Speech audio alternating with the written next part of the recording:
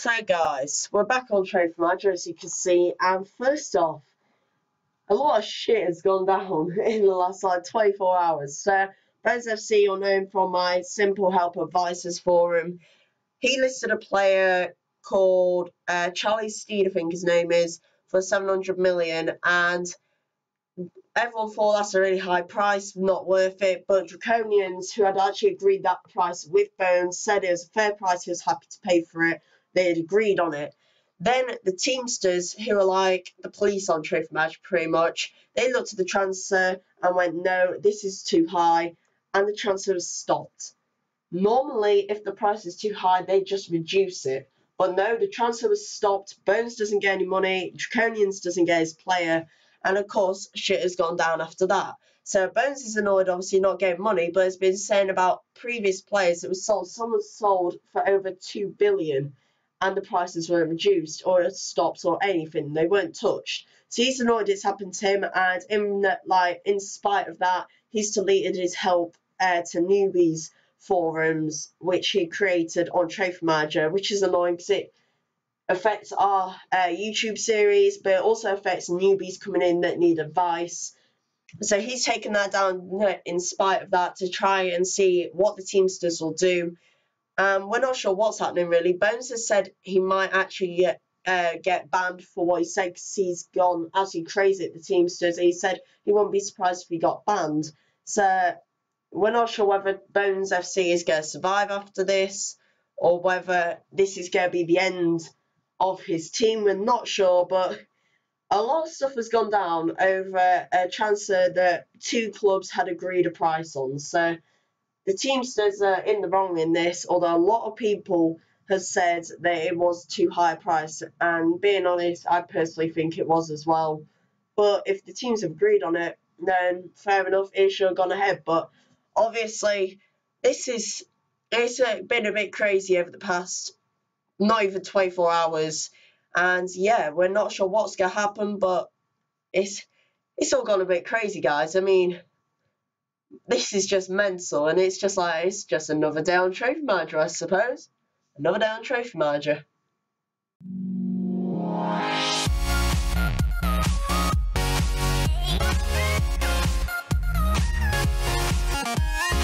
My name is George, all the Wolfie, and welcome to another TM Weekly Update. This is the 16th episode in the series, and as you saw from the intro, a lot of shit has gone down in the last 24 hours. Bones FC, as you can see, we're on his club page now, has tried to list one of his players called Charlie Steed. I'm just going to show you right now. He tried to list this guy here for 700 million, and Draconians had agreed on the price, and they're all happy because, as you see, he's only 20 years old and he's got 20 out of 20 potential. So he is an absolutely amazing player. Could be a national team player when you look at it. And he was going to list him for 700 million. And then the transfer got pulled down, and obviously stuff has gone crazy after that. Bones has said he might get banned for what he said, but doesn't really care at the moment, although I think that is a bit of the spur of the moment thing he's saying there.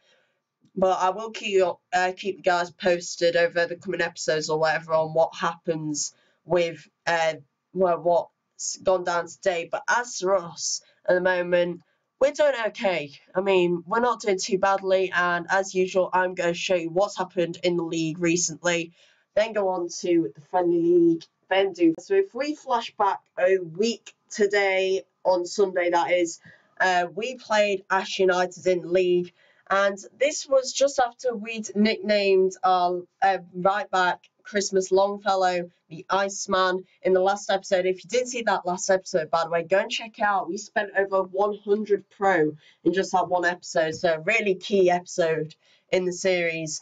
But anyway, back to this game. We played Ash United, really big team in the league. I wasn't expecting much from it. We lost 1-0. I was pretty happy with it. It was a really equal game. I had a few more chances where you look at the set pieces and a bit more possession, but I think we were just lucky to come out with a bit unlucky, to come out with a defeat in that one. So an unlucky result for us, but then we went on to the next game against Malvern Albion, who at the time of that game were in 5th place with 17 more points than us. Now, last time out, when we played them, we won 2-1. Now, this was when we were doing absolutely insane in the league and getting lots of wins. This time around, it was a whole different story. We lost 5-2 in the end with Samson and Honey Badge. Again, our 2 goals. We had no possession. They have 3 times as many shots and shots on target, pretty much. So we got absolutely wiped out there, and the team didn't play too well. Masoon had a great game, actually, as did Turnbull. Other than that, no one really performed that well, and it was a bit of a knock. It was a bit of a blow, but we went into the next game, which was against Brass, wanting revenge from the last game where we lost 3-2 against them early in the season. We wanted revenge, and we also wanted a win, because if you look at the league then, we were level on points with MGFC, who had a lot better goal difference than us, and we were only 5 points ahead of Harrow Spurs. So we wanted a win in this game, and we got one this time round. We did the comeback 4 minutes in, and Jakobsen managed to score for them. Good player, and I thought, here we go, we're going to lose this game again. But then Russell, Hill, and Ludlow got the 4 goals for us to completely turn the game on its head. Barlow got a consolation goal for them at the end. But look at that. Russell, 8.4 rating, which got him into the team of the round. Hill getting back on form, and Ludlow getting back on form as well. Absolutely crucial game. We had lots of possession, lots of chances, and that now means in the league we're still 10th, but we are now pretty much safe in this league. We are 10th place. We're going to complete our sponsor target to finish in the top 12 because we are 10 points ahead of 12th place. We're 7 ahead of Harrow Spurs, which is absolutely crucial. And now it's just it's pretty much a three-way fight for 8th, 9th and 10th between us, MGFC and Sparta Parkdale, who are just above them, who are 3 points above us. We need to get our goal difference up. That's the main thing at the moment. But I'm pleased to say, guys, we're pretty much safe in this league now. And we'll be able to fight another season in League 2, which I never thought I'd be able to do so early into our career at Wolfie United FC. We managed to get into League 2 just 4 seasons into our career, which is absolutely incredible, and we managed to stay up, and it looks like we're going to do that again this season, which is absolutely brilliant. But our next game is against Newton Heath LYR, who are in 15th at the moment. They're in a battle themselves. Only 3 points separates 17th below them, and then 3 points above them is Bristol Side at OTB. So it's really close at the bottom at the moment, but crucial game for us because MGFC played Venta Barras, who we just played, and Sparta Parkdale against FC Real Kidderminster. So both our rivals have pretty small teams so to play, not as good teams anyway in league positions, which is crucial that we get a result, otherwise they will get even further away from us. And if we look at the team below us, Harlow Spurs play East London, so if we win, we should be 10 points clear of them, which is absolutely perfect.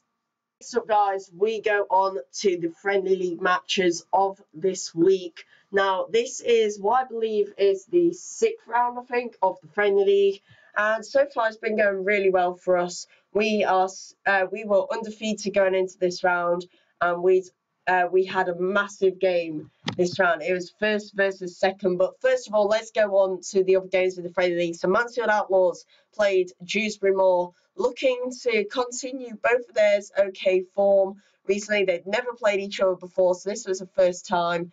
And when you look at it, it was a bit of a shock result, but Mansfield had a bit off form recently in the friendly league, and Dewsbury were getting back on form. Bit unlucky with Mansfield, but he just didn't get shots on target, so fair result for Dewsbury. 2-0 there, and Booker, who is his really good young striker, getting 2 goals in that one. Then we go on to a really important game. FC Alpha, who has been really surprisingly bad in this friendly league, as my headphones almost fall off my ears there. But FC Alpha have been surprisingly poor in this friendly league. I thought they'd be a lot better as a side than they have been. And then ADO with his youth team, who had been they've been a real surprise package. I thought as he was doing a youth setup, he'd be a lot further down, and these two would be like opposite ends of the table than they actually are right now. But we go into this game, they had never played each other before either, and it was a bit of a surprise result. FC Alpha, who were second bottom in the league, getting a 2-0 win with Cal Marcio getting the 2 goals. So them another young striker, another good young striker as well, 4-star striker for FC Alpha, getting 2 goals. Bit disappointing for ADO, but he did have a youth side playing with only 2 3.5-star players in the team. My old goalkeeper, John Fletcher, doing a great job in net there for FC Alpha. Then we go on to pretty much the bottom of the table clash between Redbridge Rejects and Racing Club Allerdale. Racing Club Allerdale with really, really poor players. He'd just been looking to pretty much get rid of his English team for a long time. And Redbridge with a really good team. So you're expecting a big win for Redbridge Rejects in this one. And not as big as I thought it would be. A lot more shots, 26 shots, which I think is the most in any of the friendly league matches so far. 17 on target compared to 2 shots, 1 on target. Fairly equal possession, 2-1 win for Redbridge. Pretty fair result there. Racing Club Ardell still only on 1 point, yet to get a win in the friendly league. Then we go to a big game. Private Jokers against Swanley Shooters. Swanley had finally got back on form. They were going for their, I think, 3rd consecutive win in the friendly league, and Private Jokers were looking for a win. They hadn't had one in quite a while after getting off to such a good start. Another defeat, though, for Private. 3-0 for Swanley Shooters. Their 3rd win in a row. Absolutely great game for them. Dominated completely. And a really, really good result for a really good team. You look, he's got pretty much all 4-star players, with the exception of Holger up front, who's now become 4.5 stars. He was only 4 stars. Was thinking of saying he couldn't use him, but as he's been in the team since the start of this friendly league, he is allowed to use Holger as a player in the team. The rules were no 4.5-star players unless they'd already been in your team at the start. Now we go on to LA Galaxy against Sirens. Now, Sirens were 3 points behind me before this game, with LA Galaxy about 2 more points behind them. And this is a really crucial game. Last time out, Sirens lost to Manchester United R, which put them 3 points behind us. And this game, they're looking to bounce back. And boy, they certainly did that with a 3-0 win. Pierce getting 2 goals. And denting LA Galaxy's hopes for a top 3 finish immensely there. Now I think they're going to be hoping more for top 5. But now we get on to our crucial game. The top 2 played each other. Manchester United R, who beat 3rd place Sirens last time out, against us. No previous matches between us. Pretty equal teams, with new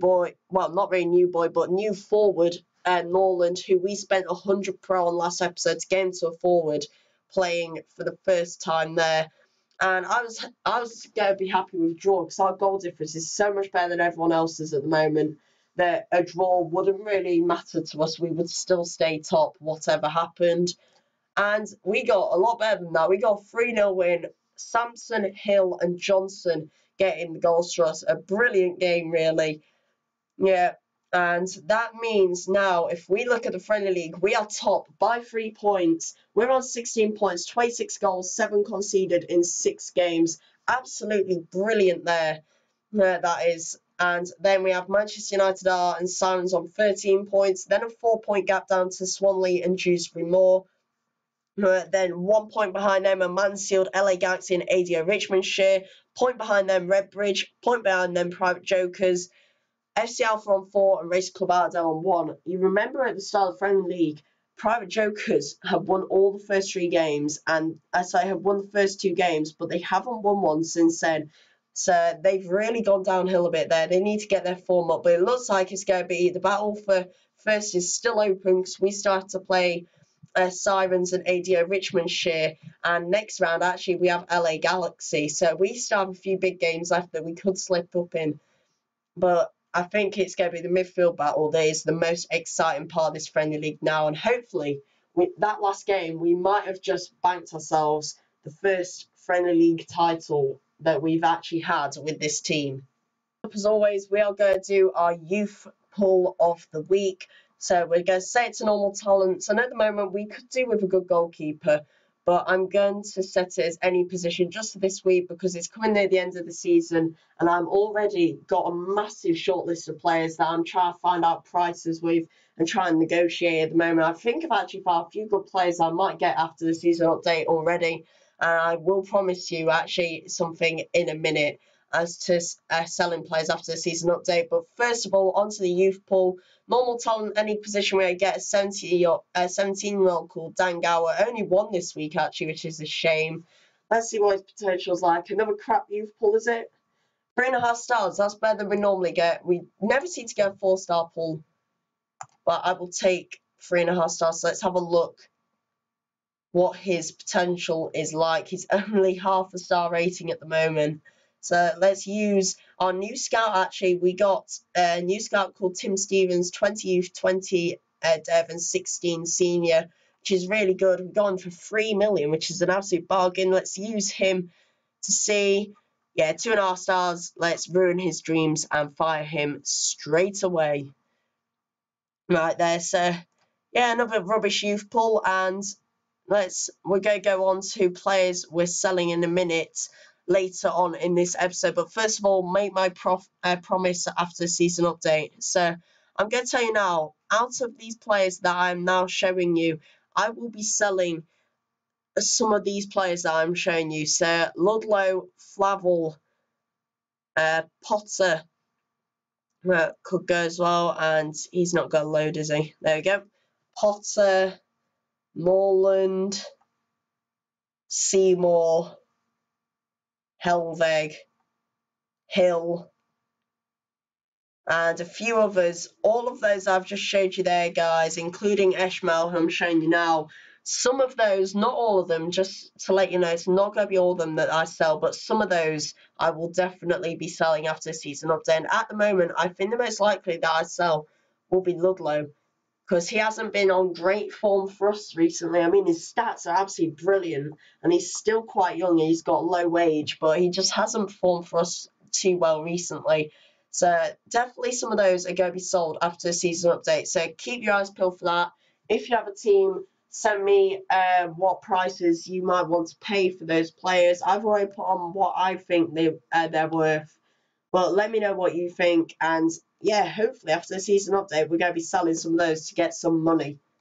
Go on to setting our tactics for the next game of the season, which is against Newton Heath LYR. Here is his team that I'm just showing you at the moment. It's pretty similar to ours, a few 3.5-star players in there, and well, actually quite a few 3.5-star players in there. No 4-star players in his team, which we actually have.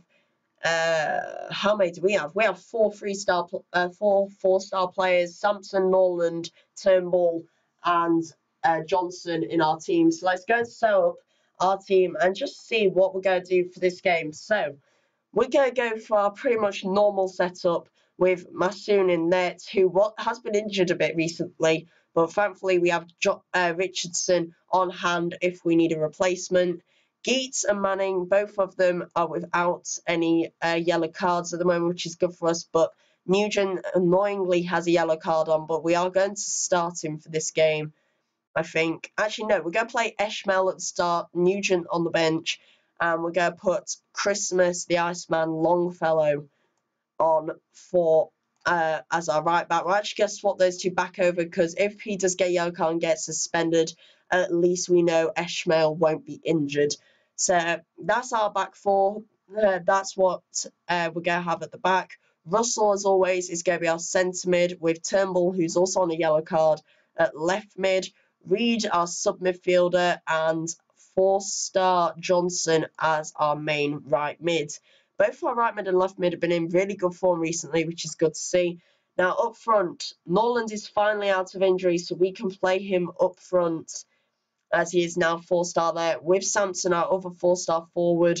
And Hill's been on good form recently, so we play him as offensive mid-centre. As the other subs, we're going to put Flavel as our sub forward.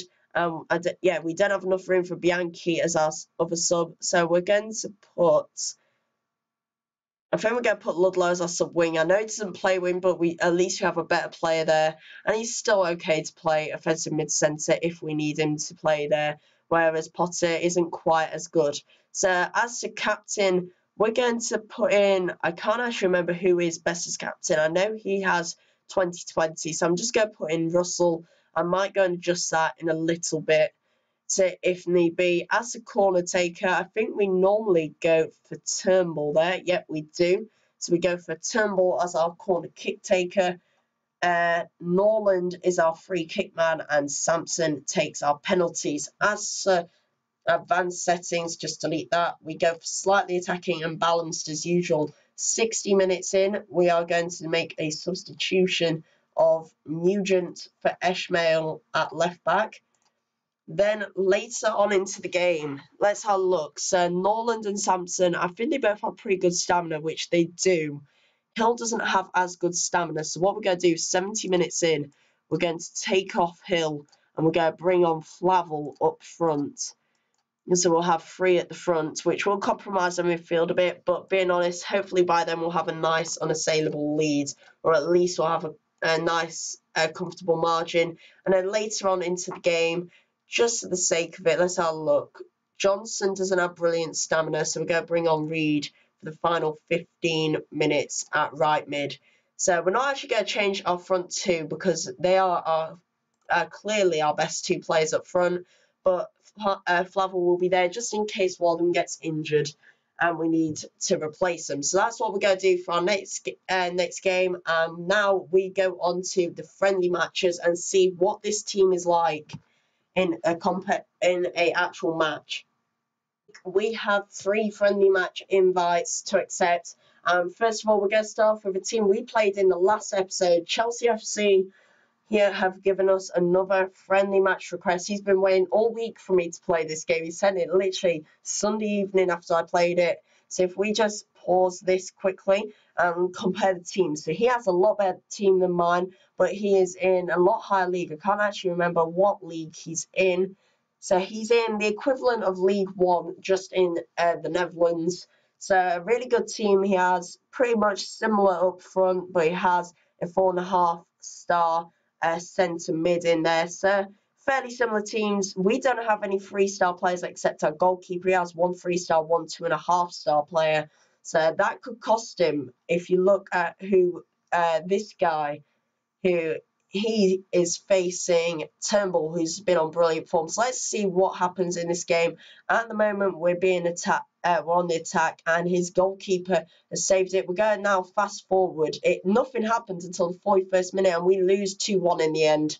Hill gets in a goal for us, and we played okay in that game. I mean, we had pretty much the same possession, same chances, so I'm very happy with that. He has a better team than ours, but we were able to challenge and get a 2-1 defeat out of that. So not a bad game, and it shows that this formation seems to work against that team at least. Now, Blazing Stars are another League 2 team. Stanley FC are in the Conference National. They are a really small team who, okay, they don't even have pro. So that's just absolutely rubbish. We're going to ignore that game and we're going to go for Blazing Stars FC. Yeah, we will play another game against the Conference National champions, just so we have a game against a Conference National side in this video. But Blazing Stars FC are in another League 2 team like we are. They are in debt at the moment, so they're not doing very well on that sense. If we look at the teams, pretty much the same. He doesn't have any 3-star players. He has only 3 4-star players and 1 4.5-star player. The rest are all 3.5 stars. So his team's slightly better than mine, and I'd be happy with a draw of this. Let's see what happens at the start. Right away, he's on the attack, but the Iceman gets in a good tackle. So if we now skip to the end of the match, and what? That is an absolutely incredible game. We have more possession, more chances, but a 3-3 draw, I will happily take that. Fortunati getting 2 goals to him, as well as Hoyt getting a goal as well. It was 1-0 to us 10 minutes in. Hill getting another goal. So that's, what's that? He scored 2 in the end, 50 and 10 minutes in. So that's 3 goals in 2 friendly league 2 friendly matches, which is great for him. Just a shame he can't do it in the league, really. And Sampson also getting a goal for us, which is absolutely brilliant. So yeah, I will happily take that. That was a good game. And Turnbull getting an assist for us, Russell getting one as well, as well as Turnbull again. So a pretty good friendly match there for us, and I will happily take that any day. That was really good. And now we'll go and play a show match against the champions of the Conference National, Merton FR. It will cost us 2 pro days, but we were going to play a friendly match against a Conference National side anyway. So let's see how this one goes and see if we're able to get a win there. We've had a defeat, a draw, and we have a 1-0 win. I mean, it's a bit annoying because they are 2 divisions below us and the team is absolutely shocking in comparison to ours. But the Iceman had a good game, Samson had a good game. I don't think we can really complain about that, guys. A win, a draw, and a loss in 3 friendly matches. Not bad there, guys. Not bad. Finish off this episode, guys. I'm going to show you the players that I've put up for sale this week. There are 6 of them as usual. First of all, Peyton Perez, our left mid that has, I think it's 3.5 star potential. He is up for 35k, I think it is. Something like that. Let's just have a check. Yeah, 35 grand for Peyton Perez. He's up for sale. He's a good young player with potential who just needs a good training ground to get him up to that potential. And yeah, not bad player, good skills for a midfielder already as well. Ivo Hogan is up for 70 grand. A good player again with a bit of potential, but at the moment he's just Simon Club waiting to move that out. 70 grand for him. Then we have Jeremy Johnson, who is up for 10 million. A really good centre mid, consistently good last season, great value for him, and has still got quite a few seasons left in him.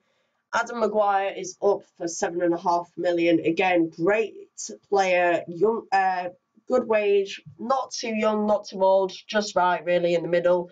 Good skills for a defender as well. So he is up for 7.5 million. Ketelars is up for 2 million again. He's just got 20 out of 20 on one-on-ones, which is absolutely brilliant for him. He's up for 2 million. I will keep on putting him up for sale until the end of this season, guys, at 2 million. So if you're wanting him, the price isn't going lower from 2 million now. So this is as low as it's going to get. And then John Richardson, our goalkeeper, our English sub-goalkeeper, is up for 10 million as we had some interest from another team who wanted him for 10 million. So he is up for sale at 10 million. Go and start bidding more on him if you want to. If not, then he will get that player. So that has been all for this episode, guys. I'm in big money-saving mode at the moment. And I'm just pretty much trying to get as much money as I can for the end of this season so then I can go and buy as many players as I want that are as good as I want. So yeah, if you have enjoyed this video, guys, leave a like, subscribe so you can keep up to date with all my videos. There'll be another F1 2015 video coming out shortly, as well as another GTA I've recorded and some project cars. So stick around for that, subscribe, like I said, and I will keep you up to date with the Bones situation as well over the coming days and weeks. So yeah, I'll see you in the next video, guys. I've been George of the Wolfie and signing out.